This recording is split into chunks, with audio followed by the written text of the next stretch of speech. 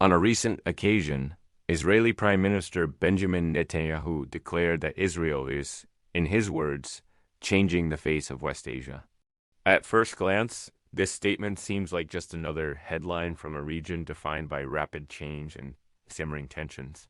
But upon closer examination, Netanyahu's carry with them a deeper significance, a reflection of both Israel's evolving role and the complex dynamics that animate this part of the world.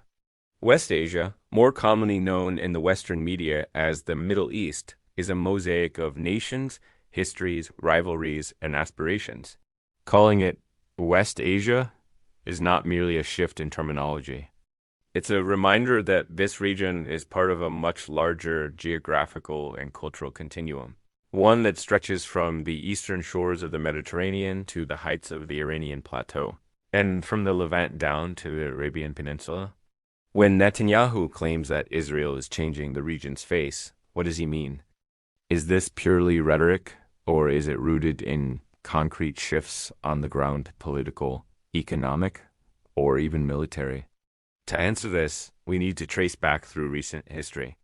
Israel was founded in 1948 in the aftermath of World War II, immediately thrust into existential conflict with its neighbors. Decades of war, uneasy truces, and intermittent negotiations seemed to entrench the status quo. But in the past decade, several key developments have begun to reshape regional relationships. Perhaps the most dramatic of these has been the Abraham Accords. Brokered in 2020, these agreements normalized relations between Israel and several Arab states, including the United Arab Emirates and Bahrain. For decades, the refusal to recognize Israel was a near-unanimous position among Arab states, conditioned on the resolution of the Palestinian issue. Yet, shared concerns, most notably regarding Iran's growing influence, have prompted a quiet, then open, thaw in many relationships. Netanyahu has played a prominent role in this process, embracing new alliances and opportunities. Israeli technology, particularly in water management, agriculture, and defense, has become a sought-after resource for countries grappling with arid climates and security threats. Economic cooperation has expanded from direct flights and business investments to joint forums on cybersecurity and energy. But changing the face of West Asia is more than making new friends and trading goods. It also means confronting old antagonisms and inevitable backlashes. The Palestinian issue, long at the heart of regional tensions, remains a deep wound.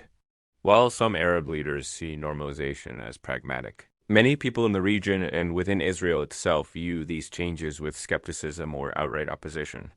In Gaza and the West Bank, as well as across parts of Lebanon, Syria, and Iran, Netanyahu's policies are often seen not as constructive, but as destabilizing. Israel's actions in recent years have underscored this ambivalence. Military operations in Gaza and Syria, covert actions attributed to Israeli intelligence, and ongoing settlement expansion in the West Bank have all drawn intense international scrutiny. Netanyahu and his supporters argue these actions are necessary for security, deterrence, or national survival. Critics, however, warn they deepen animosity and drive wedges between Israel and its neighbors. Yet the broader regional context cannot be ignored. West Asia is in flux. The aftermath of the Arab Spring left many states weakened or fractured. Iran and Saudi Arabia, regional heavyweights, vie for influence through proxies and direct interventions across Yemen, Iraq, Lebanon, and Syria.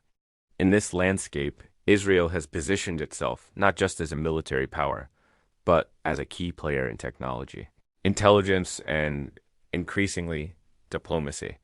There's another factor at play: shifting alliances with global powers. The United States remains Israel's principal ally, providing diplomatic, military, and economic support. But recent years have seen growing Russian, Chinese, and European interest in the region, leading to a more multipolar environment. Israel has navigated these currents, seeking advantage while trying to avoid new entanglements. For Netanyahu, saying that Israel is changing the face of West Asia is both a boast and a message.